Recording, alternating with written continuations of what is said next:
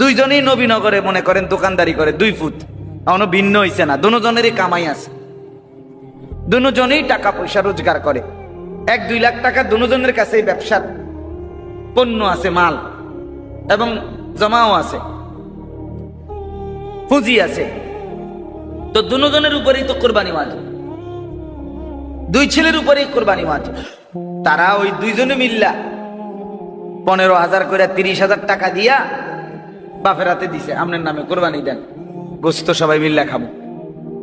এটা কি গোস্ত খাওয়ার কথা? গোস্ত তো সারা বছরই মানুষে খায়। তো কোরবানির ইবাদত এই 2 ছেলের উপরেই তো কোরবানি ফরজ, আরে ওয়াজিব। তো এদের কোরবানি কই আদায় হলো বলে? বাপের নামে কোরবানি দিলেন, বাপের কোরবানি না হইছে, এটা ঠিক আছে, সওয়াব হইব যে বাপের খেদমত করছে সন্তান। তো বাপের খেদমত তো সারা বছরই করতে হয়, তো এখনো করবেন। একজন সন্তান কি মা বাপকে সারা বছর যখনই দরকার লাগে, যে সৎ সন্তান সে কি বাবা মারে টাকা দেয় না? তো এই সময়ও দিছে, কিন্তু এই কারণে তোমারটা বাদ পড়বে কেন? তোমারটা বাদ পড়বে কেন? তোমার বাবার কাপড় চোপড় কিনলে কি তোমার কাপড় চোপড় লাগে না? তোমার বাবার ডাক্তার দেখাইলে কি তোমার বাচ্চাদের ডাক্তার দেখাও না? এই জন্য দয়া করে আপনারা এটা বুঝবেন। আমি এক কথায় বললাম, আমার বসত আছে এদ্দুর, ব্যাংকে টাকা পয়সা আমার আছে এত, আমার জমি আছে এদ্দুর, এই যা আছে আমার, আপনি আমার হিসাব করে দেন আমার উপরে কোরবানি ওয়াজিব কিনা। এটা উচিত না? একজন মানুষের উচিত কিনা একজন আলেম থেকে জিজ্ঞেস কর না? আমরা এটাকে মনে করছে খামখেয়ালি, মনে করলে কোরবানি করে, মনে করলে করে না, যার মনে করে তার করে। ফুদ বিদেশ টাকা কামাই করে, তার কাছে 1 লাখ 2 লাখ 10 লাখ টাকাও আছে, এইতে বাইক টাকা পাঠাইছে, টাকা 30,000 বাপমার নামে বা একজনের নামে কোরবানি দিছে ঘরে। আমগো বাইক তো কোরবানি হইছেই, আমগো বাইক বুঝি কোরবানি হইলেই সারছে। তোমার উপরে যে কোরবানি ওয়াজিব, এটা বুঝি তোমার বাপের নামে দিলে কোরবানি আদায় হবে? আমার আব্বার লুঙ্গি আব্বাই ফিনছে দেখে আমার আর লুঙ্গি ফিন্দন লাগতো না নাকি? আমি তখন আপেন ফিনলে সারবে বলে? অসংখ্য প্রবাসী ছেলে এই খামখেয়ালি করে, তার নিজের কোরবানিটা আদায় করে না, অথচ সে নিশ্চিত গুনাহগার, কোরবানি আদায় না।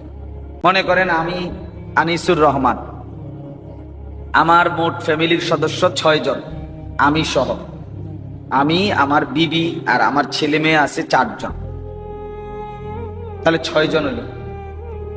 তো আমার যদি এমন হয় যে আমার যে বাড়িটা যেটাতে আমি থাকি এটা বাদ দিয়া ও আমার আলাদা খেতে বা যেখানে হোক 10 শতক জায়গা আছে, এই 10 শতক জায়গার একাংশ 3 শতক বা 4 শতক যদি বিক্রি করে এক অংশ, ওই সংসারের 1.5-2 মাসের খরচ এবং হজের খরচ হয়ে যাবে। মনে করেন 3 লাখ টাকা করে শতক, তো 3 শতক বেচলেই 9 লাখ। তো তাহলে এই 9 লাখ টাকা দিয়ে 1.5-2 মাসের বউ বাচ্চার বাজার খরচও হবে, আবার হজের টাকাও হবে। আর অতিরিক্ত যে আরো এই 10 শতক এই জায়গাটার মধ্যে আরো কদ্দুর জায়গা রয়েছে না, কথা বলেন না, এইটা দিয়েই ফিরে আসার পরে সংসার চলবে ওই বাকিটুকু জমি দিয়ে। তাহলে শুধু এইটুকু জমি যার আছে আলগা, ঘরের বাড়ি বসতের অতিরিক্ত, আর যদি বাজারে দোকানও না থাকে, একটা টাকাও না থাকে, ফুদ বিদেশ নাই, অন্য আর কিছুই নাই, শুধু এইটুকু জমি আছে, যে জমির একাংশ বিক্রি করলে হজের টাকা, সংসারের এই কয়দিনের খরচের টাকা হবে, আর বাকিটা দিয়া আইয়া সারলে আবার চলবে, তাহলে নিঃসন্দেহে এই মুসলমানের উপরে হজ ফরজ। এখন বলেন তো কি পরিমাণ মুসলমানের উপরে হজ ফরজ? আমাদের গ্রাম অঞ্চলের মুসলমান বাচ্চা সারা খামখেয়ালি করে, এটার একটা মস্কারি মনে করে এটা একটা নফল ইবাদত, মাগরিবের পরে 6 রাকাত তাও হবে, পড়লে পড়লাম, না পড়লে না, এটা খামখেয়ালি। এটা তো ফরজ ইবাদত, ফরজ ইবাদতে তো খামখেয়ালি চলে না। নবী সাল্লাল্লাহু আলাইহি ওয়াসাল্লাম বলেন, যে ব্যক্তি হজ ফরজ হওয়ার পরেও হজ না করে মৃত্যুবরণ করলো, সরাসরি হাদিস, নবী সাল্লাল্লাহু আলাইহি ওয়াসাল্লাম বলেন, সে হয় ইহুদি হয়ে মরুক, নয়তো খ্রিস্টান হয়ে মরুক, মানে তুই বেঈমান হয়ে মর, বাকি মুসলমান হয়ে মরলি। হ্যাঁ, তো বেঈমান হয়ে মরুক, তাহলে এবার বলেন তো তার সুপারিশ নবী সাল্লাল্লাহু আলাইহি সাল্লামের কাছে হাসরের ময়দানে সুপারিশ চাইবে কেমন? হাউজে কাউসারের পানি মিলবে কিভাবে বলেন? কিতাবে স্পষ্ট আছে, আমার কাছে গাড়িতেও কিতাব আছে।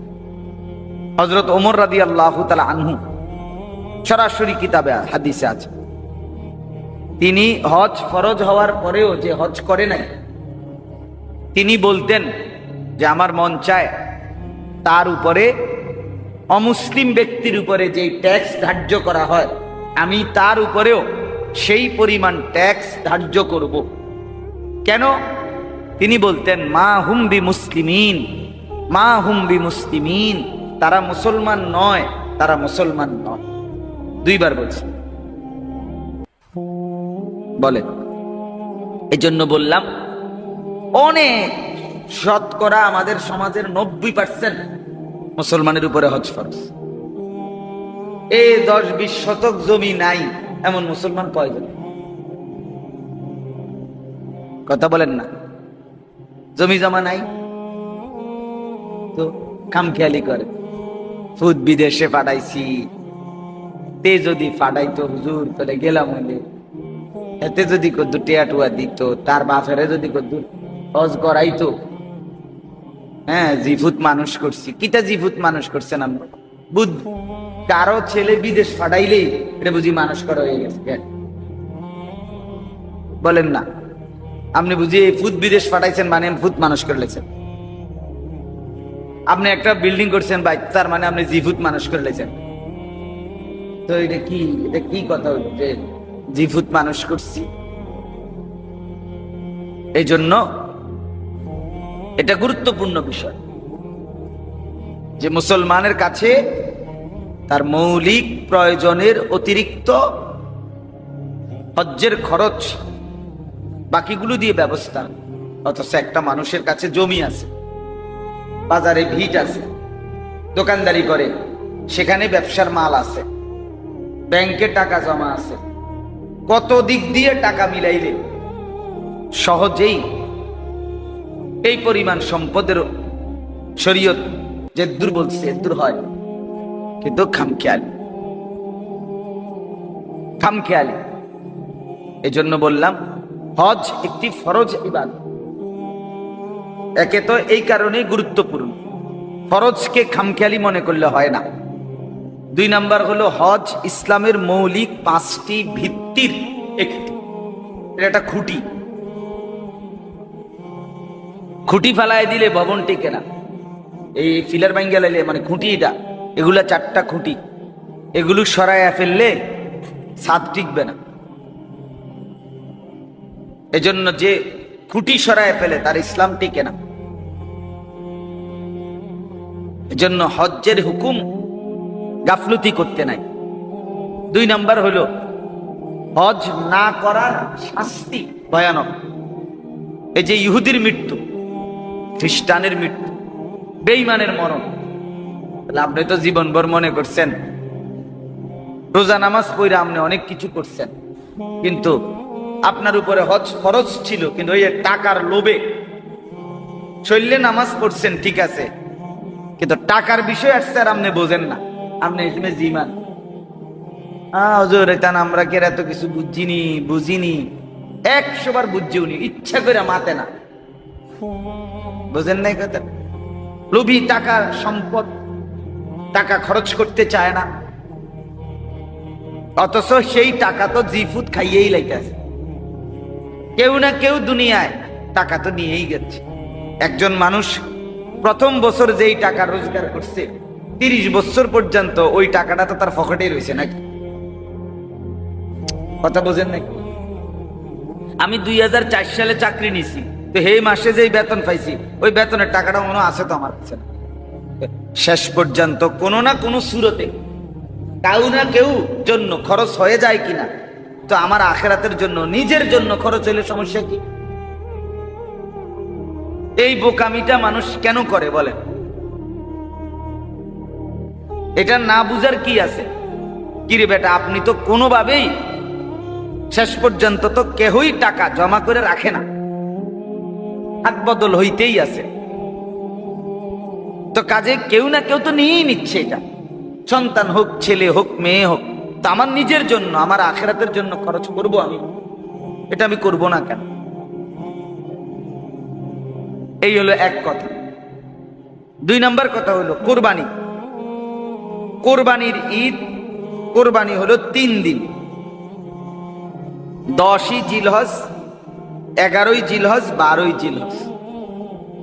মানে যেদিন কোরবানি হয় এটারই 10ই জিলহজ কয়। তারপরের 2 দিন, এই 3 দিন, প্রথম দিন সুবহে সাদিক ফজর থেকে তৃতীয় দিন সন্ধ্যা পর্যন্ত, এই 3 দিনের ভিতরে কেউ যদি তার এই মৌলিক খরচের অতিরিক্ত, এই যে মৌলিক খরচ বলতে বললাম, বউ বাচ্চা যে কয়জনের সংসার আপনার, যার জি ফুত লইয়া সংসার যে কয়জনের, আপনি ওই সবারই দলীয় হইতো না। জি বিয়ে দিয়ে লাইছেন মেয়ে জামাইয়ের বাড়িতে, হেইতেরে আর এবিডিরে আর দলীয় হইব না। ফুত বিয়ে করে লাইছে, ভিন্ন হয়ে গেছে, তার সংসার আলাদা, হেরে দলীয় হইব না। আমনে যে কয়জনের চালান এখনো, এই কয়জনের হিসাব, মানে আমনের টাকা দিয়া বাজার খরচা টরচা হয়, তাহলে এই কয়জনের মৌলিক যা প্রয়োজন, ওষুধ পত্র, কাগজ কলম, বাজার সদাই,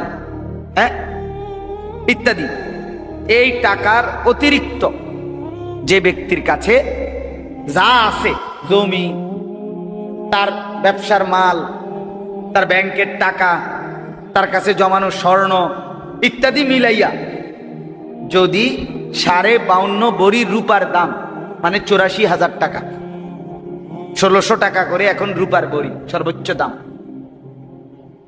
84,000 টাকা, তার যদি ওই বাকিগুলো প্রয়োজনের অতিরিক্ত যা আছে তার এগুলো মিলাইলে হয়, তাইলে ওই পুরুষ, ওই নারী যার কাছে আছে তাদের উপরে নিঃসন্দেহে কোরবানি ওয়াজিব।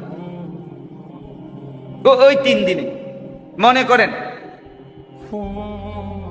আমি এই হাজী সাহেবের কাছে, শাহাবুদ্দিন সাহেবের কাছে আমি 1 লাখ টাকা পাইতাম, তা আমার কাছে এমনি কোনো টাকা নাই, কথার কথায় পেটে ভাতে আসে শুধু 10-20 হাজার টাকা দিয়ে আমি খরচা মরচা চলে, বেতন পাই, খরচ করে লাই, কিন্তু এই টাকাটা আমি ওনার কাছে পাইতাম। কোরবানির দিন, প্রথম দিন হোক, দ্বিতীয় দিন হোক, উনি আমার এই পাওনা টাকাটা ঘটনা চক্রে ওই দিন দিছে, দিয়ে কইছে ভাই আমার টাকাটা।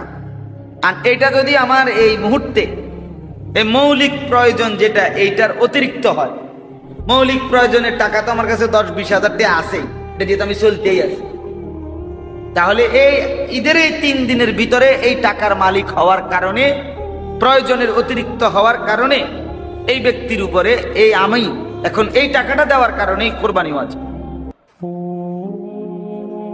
আপনি বলবেন যে টেয়াটা লইয়া তো বিপদে না পড়লাম, অন আবার বুঝি কোরবানি দেওয়ান লাগবে, তাহলে বিপদে না পড়তে চাইলে, কোরবানি দিতে না চাইলে আপনি টাকাটা মাফ করে দেন, ভাই আপনি টেয়া দেওয়ান লাগতো না, 1 লাখ টাকা আপনি কিছু খাইয়ে দিন, তো সারছে, আর কোরবানি দেওয়ান লাগবে 20,000 টাকা সেভ হয়ে যাবে, 80,000 টাকা মারি খেয়ে যাবে। এটা কেউ করবে নি, কথা কর না, এটা কেউ করবো নি, তো চাইলে আপনি কি বললেন? তাইলে এরকম কোরবানি, হজ, এটা ফরজ এবং ওয়াজিব, এটা আপনি বোঝেন না বললে ফিডার থেকে মাফ পাবেন না। আপনি বোঝেন নাই কেন? আপনি বাংলা কথা বোঝেন না আপনি? আচ্ছা আমি যে এখন বলছি আমার কথাটা বুঝছিনি আপনার, তো এতে আপনি বোঝেন না কি? আপনি মাদ্রাসায় পড়েন নাই আর কি, কিন্তু এখন আমার এই বাংলা কথাটা বোঝেন নাই, তো এইটা বুঝে নিবেন। এটার জন্য একবার দাওরা পাস করতেই হবে, টাইটেল পাস করন লাগবে, মাস্টার্স পাস করতে হবে, এটা তো জরুরি না? শরীয়তের মাসআলা, আপনার দায়িত্ব বুঝে নেওয়া যে হুজুর আমার বসত আছে এদ্দুর, ব্যাংকে টাকা পয়সা আমার আছে এত, আমার জমি আছে এদ্দুর, এই যা আছে আমার, আপনি আমারে হিসাব করে দেন আমার উপরে কোরবানি ওয়াজিব কিনা। এটা উচিত না?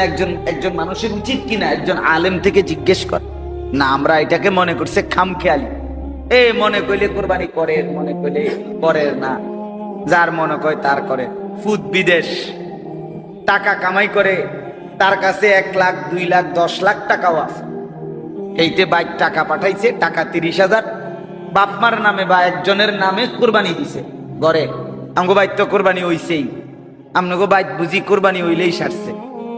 তোমার উপরে যে কোরবানি ওয়াজিব, এটা বুঝি তোমার বাপের নামে দিলে কোরবানি আদায় হবে? আমার আব্বার লুঙ্গি আব্বাই ফিনছে দেখে আমার আর লুঙ্গি ফিন্দন লাগতো না নাকি? আমি তখন আপেন ফিনলে সারবে বলে? অসংখ্য প্রবাসী ছেলে এই খামখেয়ালি করে, তার নিজের কোরবানিটা আদায় করে না, অথচ সে নিশ্চিত গুনাহগার, কোরবানি আদায় না। দুইজনেই নবীনগরে মনে করেন দোকানদারি করে, 2 ফুট, এখনো ভিন্ন হইছে না, দুজনেরই কামাই আছে, দুজনেই টাকা পয়সা রোজগার করে, 1-2 লাখ টাকা দুজনের কাছে ব্যবসার পণ্য আছে, মাল এবং জমাও আছে, পুঁজি আছে, তো দুজনের উপরেই তো কোরবানি ওয়াজিব, 2 ছেলের উপরেই কোরবানি ওয়াজিব। তারা ওই 2 জনে মিল্লা 15,000 করে 30,000 টাকা দিয়া বাপের হাতে দিছে, আপনার নামে কোরবানি দেন, গোস্ত সবাই মিল্লা খাবো। এটা কি গোস্ত খাওয়ার কথা? গোস্ত তো সারা বছরই মানুষে খায়।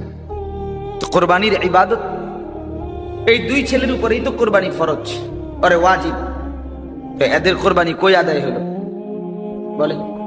বাপের নামে কোরবানি দিলেন, বাপের কোরবানি না হইছে, এটা ঠিক আছে, সওয়াব হইব যে বাপের খেদমত করছে সন্তান, তো বাপের খেদমত তো সারা বছরই করতে হয়, তো এখনো করবেন। একজন সন্তান কি মা বাপকে সারা বছর যখনই দরকার লাগে, যে সৎ সন্তান সে কি বাবা মারে টাকা দেয় না? তো এই সময়ও দিছে, কিন্তু এই কারণে তোমারটা বাদ পড়বে কেন? তোমারটা বাদ পড়বে কেন? তোমার বাবার কাপড় চোপড় কিনলে কি তোমার কাপড় চোপড় লাগে না? তোমার বাবার ডাক্তার দেখাইলে কি তোমার বাচ্চাদের ডাক্তার দেখাও না? এই জন্য দয়া করে আপনারা এটা বুঝবেন। আমি এক কথাই বললাম, যেই মহিলার কাছে স্বর্ণ আছে, কিছু স্বর্ণ অল্প, 1 বড়ি হোক, আধা বড়ি হোক, লগে যদি রূপাও থাকে কিছু, অথবা টাকা আছে, মহিলার টাকা, এই মহিলার কাছে জমানো 10,000 20,000 টাকা আছে, তাহলে এই 2টা মিলাইয়া, এই যে কিছু স্বর্ণ আর ওই যে টাকাটা, মহিলার যে টাকা, এই 2টা মিলাইলে যদি ওই 52.5 বড়ি মানে 84,000 টাকা হয় ঈদের দিন, তাহলে নিঃসন্দেহে এই মহিলার উপরে কোরবানি ওয়াজিব, এই মহিলারও কোরবানি আদায় করতে হবে। বলেন আমাদের সমাজে কি পরিমাণ মহিলার উপরে কোরবানি ওয়াজিব হয়? কই আদায় করে কে? খবর আসেনি কোনো? সবাই রুডিয়ে না খায়, মনে করে একজনে দিলে তৈল গোস্ত না কদ্দুর খাওয়ান, রুডিয়ে না খাওয়ান, এতজনে টোয়াইলই বুনি। কি এতজনে টোয়াইলই বুনি মানে? গোস্তই যেহেতু খাওয়া মাকসা, তো টোটাল কোরবানি করারই কি দরকার? আগে কিনা রাখলেই তো হয়। অথচ কোরবানি তো একটি ইবাদত, আলাদা বিষয়।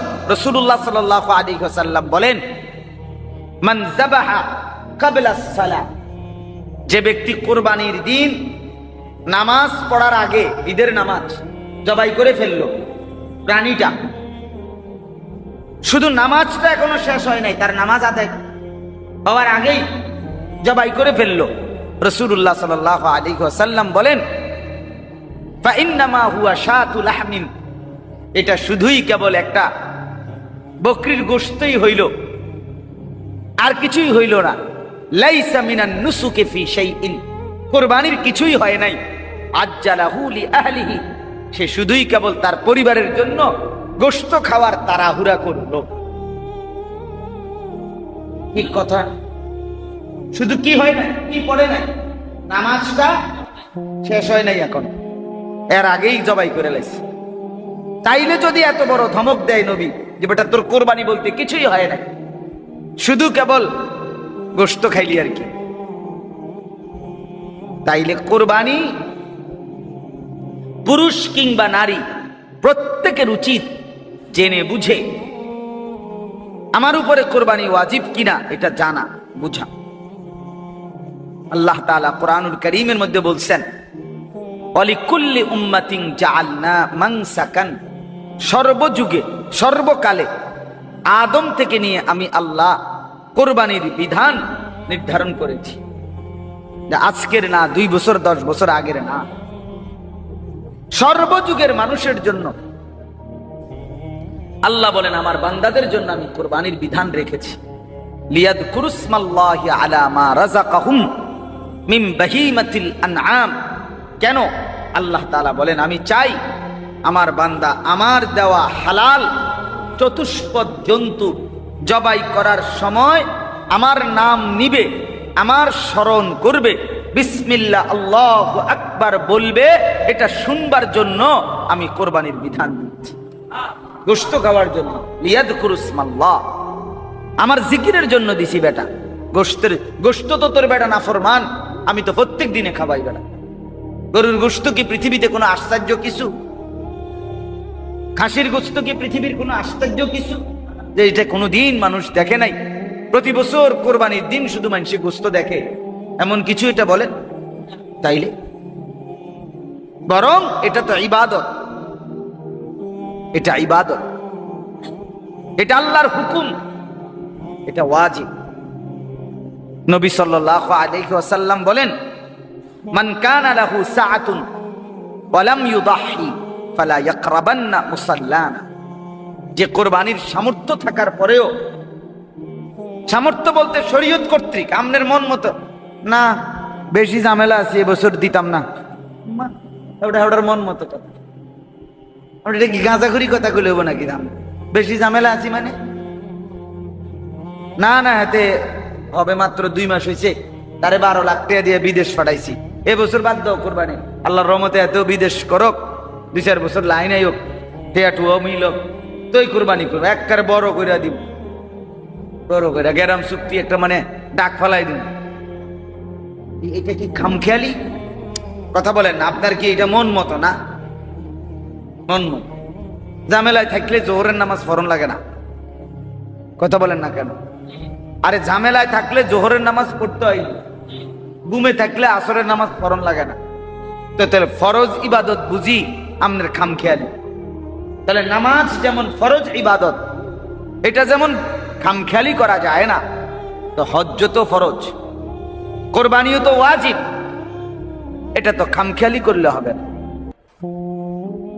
আল্লাহ তাআলা কোরআনুল কারীমের মধ্যে এই জন্য বলছে যে আমি তো এটা নতুন দেই নাই বেটা, সর্বযুগে ছিল। ওয়ালিকুল্লি উম্মাতিন, আদম আলাইহিস সালাম থেকে নিয়ে মুহাম্মদ সাল্লাল্লাহু আলাইহি ওয়াসাল্লামের উম্মত, মানে আমরাই শেষ উম্মত, আমাদের পরে আর কোনো জাতি আসবে না, তার মানে কিয়ামত পর্যন্ত। আদম থেকে নিয়ে কিয়ামত পর্যন্তের জন্যই আমি আল্লাহ কোরবানির হুকুম নির্ধারণ করেছি। তাহলে এইটাকে বাদ দেওয়ার সুযোগ নেই, মুসলমান বাদ দিতে পারবেন।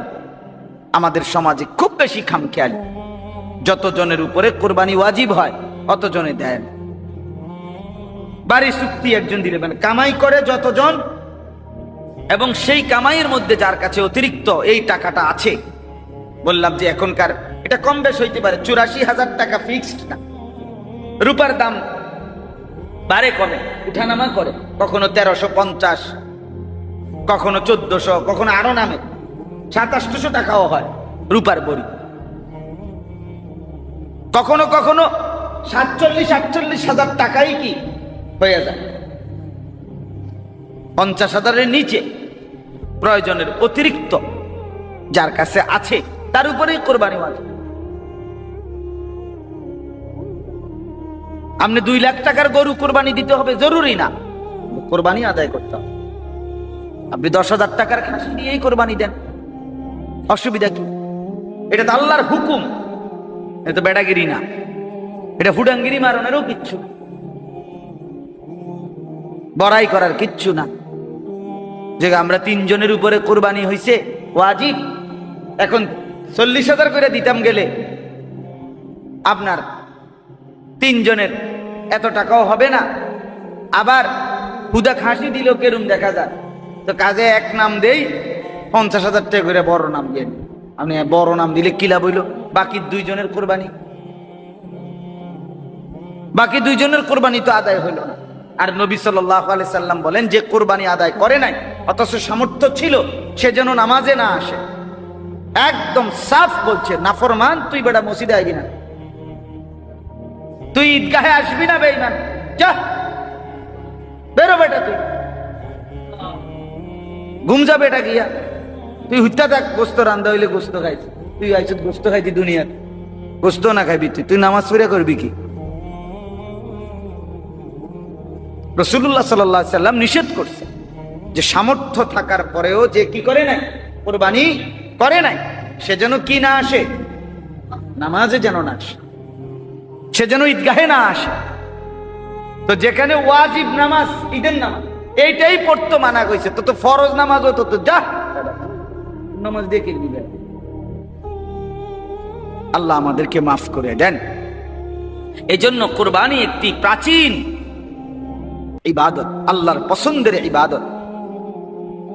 পৃথিবীর প্রথম আদম আলাইহিস সালামের জামানাতে আল্লাহ তাআলা কোরবানির বিধান চালু করেছে। কোরবানি কেন চালু করবেন? কোরবানির মাধ্যমে মুমিনের পরীক্ষা, কোরবানির মাধ্যমে মুসলমান পরিচয় দেওয়ার পরে কোরবানি দিয়ে কে আল্লাহকে ভয় করে আর কে নফসের গোলামি, শয়তানের গোলামি, মনের ইচ্ছার গোলামি করে, এটা পার্থক্য। এজন্য কোরবানির দ্বারা তাকওয়ার পরীক্ষা হয়। কোরবানি দ্বারা কিসের পরীক্ষা হয়? তাকওয়ার, আল্লাহ ভীতি, আল্লাহ ভীতি, আল্লাহ ভীতি। কোরবানি থেকে আল্লাহ তাআলা তাকওয়া যাচাই করে, গোশত না, রক্তও না, তাকওয়া। যার তাকওয়া আছে, আল্লাহকে ভয় করে কোরবানি করছে, আল্লাহর মহব্বতে দিচ্ছে, আল্লাহ তাআলা তারটাই কবুল করে। এই কোরআনের আয়াতটা আমি পড়ছি আপনাদের সামনে, দেখেন, একটু শোনেন। 6 নম্বর পারা, 5 নম্বর সূরা, সূরা মায়েদা, এই সূরার 27 নম্বর আয়াত। আল্লাহ তাআলা বলতেছেন, ওয়াতলু আলাইহিম নাবা আবনাই আদামা বিল হক। হে নবী, আপনি আমার বান্দাদের কাছে, আপনার উম্মতের কাছে আদমের 2 সন্তানের সেই ঘটনা, কোরবানির ঘটনাটা বিস্তারিত সুন্দর করে সঠিকভাবে বর্ণনা করুন। তাইলে তারা বুঝবে কোরবানির মূল উদ্দেশ্য কি। ওই ঘটনাটা বললেই তারা বুঝে ফেলবে। তাহলে বোঝা গেল আল্লাহ তাআলা কোরবানির ঘটনা শুরু করাই দিছেন, নবীজিকে শুনাইতে বলছেন সেই আদম আলাইহিস সালামের জামানার ঘটনা। আদম আলাইহিস সালামের 2 পুত্র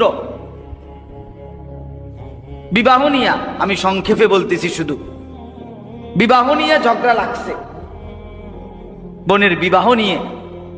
এই ঝগড়ার পরিণতিতে এই বোনটাকে কে বিয়ে করবে এটা সিদ্ধান্তের জন্য আল্লাহ তাআলা হুকুম তো দিছেন, আদম আলাইহিস সালামও বলছেন, কিন্তু একটা ছেলে কাবিল মানতেছে না, সে আল্লাহর হুকুমও মানে না, বাপের হুকুমও মানে না। তখন আল্লাহ তাআলা বলছে, ঠিক আছে আদম, নগদ পরীক্ষা হোক। তো এই পরীক্ষার জন্য উভয়কে বলো তাদের প্রিয় বস্তু আল্লাহর রাস্তায় কোরবানি করতে, সমর্পণ করতে। তখন ছিল নিয়ম, আমাদের প্রিয় নবী সাল্লাল্লাহু আলাইহি ওয়াসাল্লাম তিনি তো কোরবানির জন্য নির্ধারিত প্রাণী নির্ধারণ করে দিয়েছেন। পূর্বের জামানায় কোরবানি ছিল নিজের উৎকৃষ্ট বস্তু, নিজের কাছে যেটা সবচেয়ে প্রিয় জিনিস, এরকম কিছু কোনো উঁচু জায়গায়, টিলা পাহাড় এমন কোন জায়গায় রেখে আসা আল্লাহর জন্য, এইটাই ছিল কোরবানি। আর তখন আল্লাহর পক্ষ থেকে কুদরতি আগুন আইসা যেই কোরবানিটা মানে যারটাকে জ্বালায়া দিত তারটাই গ্রহণ হইত, আর যারটা জ্বালাইতো না পড়ে থাকতো যেমনেটা এমনে তারটা পরিত্যক্ত, বাতিল, নগদ পরীক্ষা হয়ে যাইত, নগদ চিহ্নিত হইত।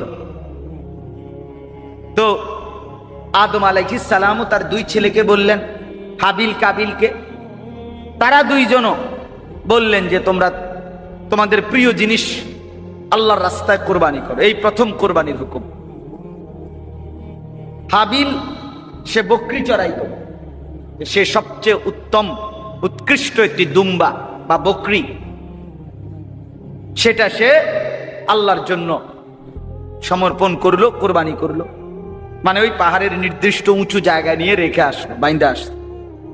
আর কাবিল কৃষি কাজ করত, এই ধান গম এগুলো ফসল ফলাইতো।